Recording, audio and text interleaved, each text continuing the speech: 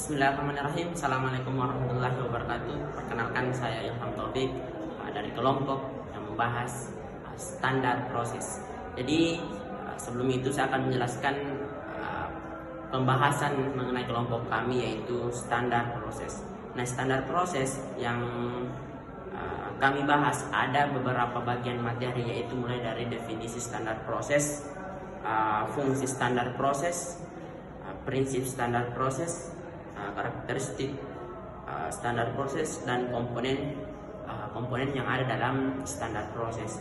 Nah, yang pertama yang mau saya bahas yaitu definisi standar proses. Definisi standar proses di sini adalah mengenai kriteria mengenai pelaksanaan pembelajaran pada satuan pendidikan untuk mencapai standar kompetensi lulusan, dikembangkan dengan mengacu pada standar kompetensi lulusan dan standar isi.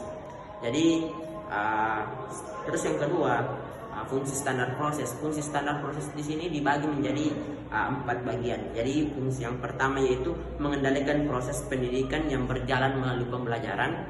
Yang kedua, meningkatkan mutu atau kualitas pendidikan. Dan yang ketiga, alat untuk mencapai program yang telah direncanakan oleh tiap instansi pembelajaran. Dan yang keempat, menjadi acuan bagi guru atau pendidik.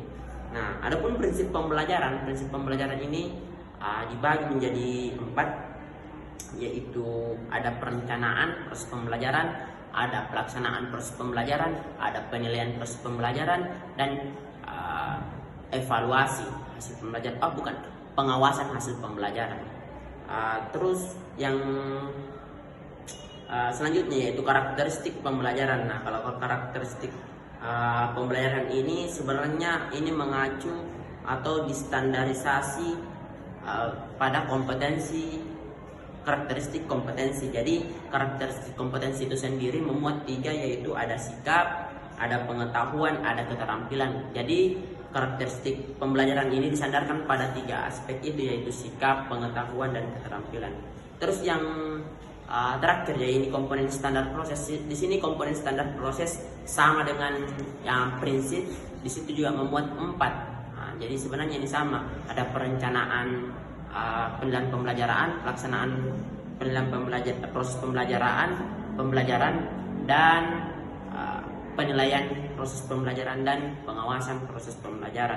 Jadi itu untuk standar proses yang saya bahas beserta teman-teman kelompok kami. Adapun yang saya dapatkan setelah berdiskusi dengan teman-teman kelompok 1 dan teman-teman kelompok 5 mengenai standar isi dan standar evaluasi. Jadi yang saya perlu jelaskan pertama itu standar isi itu sendiri. Standar isi yang saya dapatkan setelah berdiskusi yaitu standar isi adalah kriteria yang memuat materi dan kompetensi.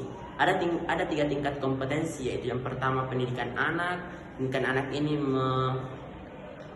meliputi pendidikan anak usia dini, pendidikan dasar, di sini meliputi SD, SMP, dan pendidikan menengah, ada SMA. Adapun komponen-komponennya ada mapel, tujuan kompetensi, ruang lingkup, standar kompetensi.